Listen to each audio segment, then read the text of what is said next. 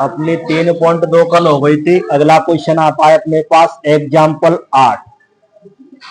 ठीक है, कोई यह नहीं कहेगा कि यह वाला नहीं कराया, इसीलिए एक तरफ से सबको करा देते हैं। और यह तुम्हारी प्रश्नावली कौन सी का है? 3 अब चलो पहले सुनो मेरी बात को, उसके बाद ध्यान देना। दो व्यक्तियों की आय का अनुपात 9:7 है और उनके खर्चों का अनुपात 4:3 है। यदि प्रत्येक व्यक्ति प्रति महीने 2,000 रुपए बचा लेता है तो उसकी मासिक आय ज्ञात कीजिए।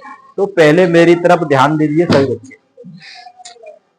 देखो उसने बोला है, माना मैं कह रहा हूं तुमसे, एक व्यक्ति का नाम ए है और दूसरे व्यक्ति का नाम बी, और पहले बोला है क्वेश्चन में कि दोनों व्यक्तियों की आय का अनुपात, मतलब यानी इसकी आय और इसकी आय का जो अनुपात दे रखा है वो क्या दे रखा है? 9:। ध्यान से समझ लेना क्वेश्चन को। यह तो उनकी आय यानी कि महीने की कमाई है, समझ में आ रहा है। दूसरी बार बोला है उसने कि इन दोनों के खर्चों का अनुपात, तो यह इन दोनों की अगर आय का अनुपात है तो खर्चों का अनुपात भी ऐसे ही होगा। इनका ए अनुपात बी का क्या दे रखा है? खर्चों का अनुपात 4:3। 4:3। अगर मैं जनरली तुम्हें समझाना चाहूं तो यह मान के चलो सिर्फ अनुपात दिया है, अभी हमें यह नहीं पता है गुणांक क्या है इसका। तो मेरा कहने का मतलब यह है कि ए कितने कमाता है, खर्च कितने करता है, समझ में आ गई बात। ऐसे ही बी कितने कमाता है, खर्च करते करता है, कोई दिक्कत। और उसने अगली बार बोला है कि ये दोनों इतने इतने कमाने के बाद और इतना खर्च करने के बाद दोनों के पास 2,000 रुपए बचते हैं।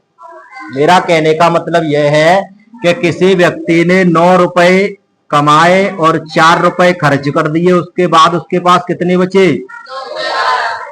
कुछ समझ में आ रहा है कि नहीं आ रही? और उसी प्रकार में अगर बी के बारे में तुमसे बात करूं तो बी का क्या लिखेंगे अपन? 7 इसने कमाए थे, 3 खत्म कर दिए, फिर भी कितने बच रहे हैं? कोई दिक्कत? अब सवाल को कराना शुरू करें। चलो, इसमें क्या होता है, मैंने ये अलग अलग इसीलिए बताए हैं कि कई बार बच्चे गलती कर देते हैं, ऐसा करते हैं, माना x और y तो आगे लिख देंगे 9 और जा लिख देंगे 7 बराबर 0, सॉरी 2,000, और ये गलत हो जाता है अपना सवाल, क्योंकि हमको शुरुआत से वही मिल रहा है एक समीकरण में। अब क्या है, दोनों में से एक एक उठाना पड़ेगा हमें, उसके बाद समीकरण बनेगा अपने पास। समझ में आ गया? तो चलो, माना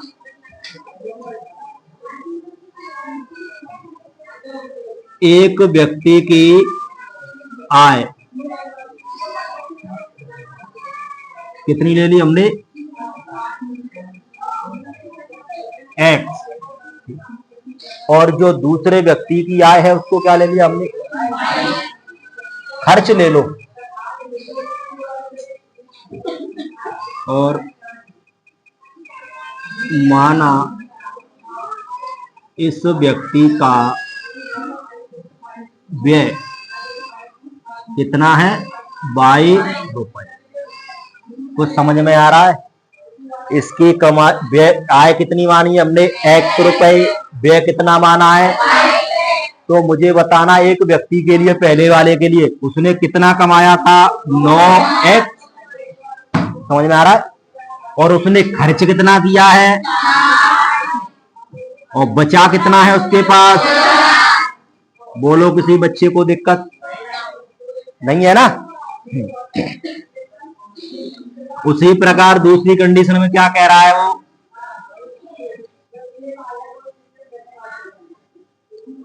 जो दूसरा व्यक्ति है उसने कमाया कितना है, खर्च कितना किया है, बचे कितनी है उसके पास? 2,000 रुपए। समीकरण 1 और 2 बन के तैयार हो गए। और यह जो समीकरण इसके बाद तुम्हें हल करने हैं ना, उनमें तुम्हें लगानी है विलोपन विधि। इससे पहले जो विधि यूज की थी वो थी अपनी प्रतिस्थापन, और अब कौन सी लगानी है? अब मेरी बात सुनो ध्यान से। विलोपन विधि को किस प्रकार से लगाना होता है? हमें दोनों समीकरण देखने को मिलेंगे और नहीं मिलेंगे तो हमें बनाने पड़ेंगे, इतना समझ लेना पहले। उसके बाद देखो, हमें इन दोनों चरों में से कोई एक चर दोनों में समान करना होता है। समान का मतलब किसी संख्या का गुणा करो कि ऊपर और नीचे दोनों चर समान होने चाहिए। फॉर एग्जाम्पल मैं इसमें समझाता हूं, जैसे मैं इस वाले समीकरण में अगर 7 का गुणा कर दूं, कितने का गुणा कर दूं, तो 9 7 63, समझ में आ रहा है। और पीछे 7 चौके 28 22 और 14,000, ठीक है। और नीचे वाले समीकरण में मैं 9 का गुणा कर दूं तो 9 7 63, 63 बराबर होंगे या नहीं होंगे। यह तो x को बराबर करने के लिए। अगर तुम चाहते हो y बराबर करना है हमें, तो कोई दिक्कत नहीं है, इस वाले y का इसमें गुणा, इस वाले y का इसमें गुणा। अगर x बराबर करना है तो इस वाले x का इसमें गुणा, इस वाले x का इसमें गुणा। कोई दिक्कत? लिख कर दें तो बताओ किसको बराबर करना चाहते हो तुम, x को या y को? x को। तो तुम लिखोगे इस बात को, समीकरण 1 में 7 का गुणा व समीकरण 2 में 9 का गुणा कर। अब यही रुको, पहले दोनों के चिन्ह समान है क्या? तो बताओ क्या लिखेंगे, जोड़ना या घटाना? हमें काटने हैं ये दोनों संख्याएं, माइनस गुणा कर घटाने पर। समझ में आ गई है लाइन पूरी? समीकरण 1 में तो कितने गुणा कर रहे हैं अपन, और समीकरण 2 में गुणा करके समीकरण 9 का गुणा कर घटाने पर। तो ऊपर समीकरण 1 है, लिख ले, हम गुणा करते हैं 7 बजा में, तो बूंद चलिए 9 7 1, 7 चौके 7 दूनी, बोलो कौए को दिक्कत? अगला समीकरण 2 में कितना करना है, 9 7 9 3 9 दूनी, और पीछे क्या है, और घटाने वाली बात आ जाती है, सभी के चिन्ह बदल दिए जाते, माइनस प्लस माइनस। देखो 63 से 63 कट जाएगा, ये 28 माइनस का है, यह 27 प्लस का है, किसका बचा, ओनली 22 माइनस का बचा। और यहां बचे माइनस के 4000, और माइनस से माइनस कट जाते, कितना आया y बराबर 4000। फिर वो पुराना वाला सिस्टम, मान रखने पर y का मान बताओ, समीकरण 1 में लिखेंगे या 2 में? समीकरण 1 में y का मान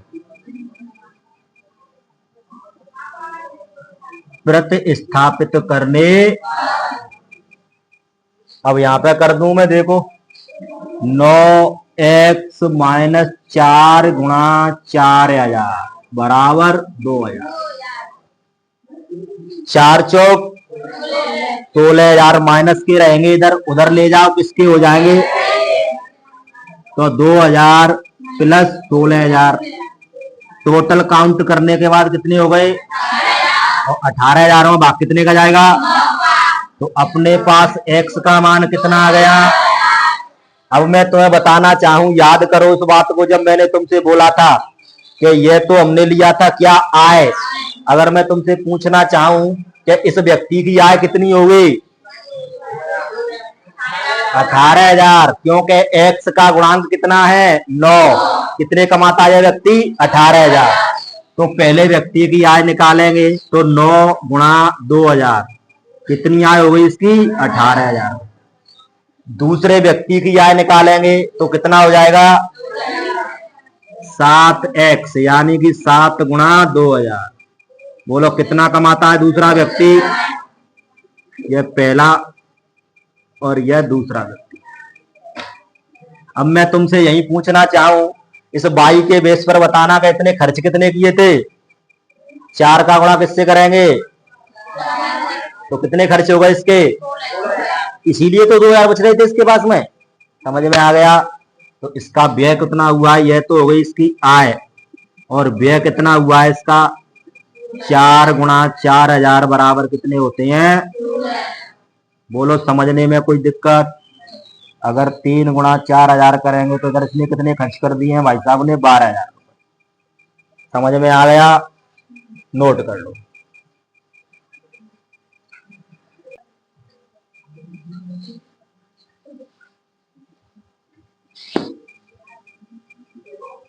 देखो एग्जाम्पल नंबर 9,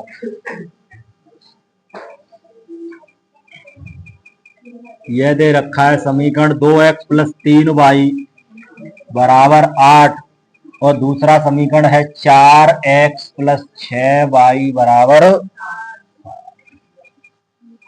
यह मैं वैसे कराता नहीं इस वाले को, जी क्वेश्चन है, लेकिन मुझे इसमें कुछ बताना था इसीलिए मैंने बोर्ड पर लिखा है।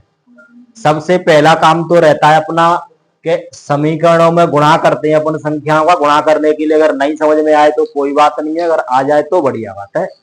ऐसा करना, देखो अगर यह समीकरण एक नाम दे दिया, इसको नाम दे दिया हमने 2, तो देखो तुम समझ ही गए होंगे, अगर इस वाले समीकरण को इसके बराबर करना चाहें तो ऑटोमेटिक हो रहा है, क्योंकि इसका गुणज है, यह संख्या है या नहीं है।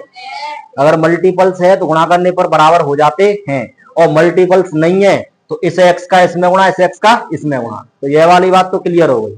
तो इसमें किसका गुणा कर देंगे अपन लोग, 2 का। अब 2 का गुणा समीकरण 1 में करने पर, लेकिन यहां तक अपना काम नहीं चल रहा है, समझ में आ रहा है।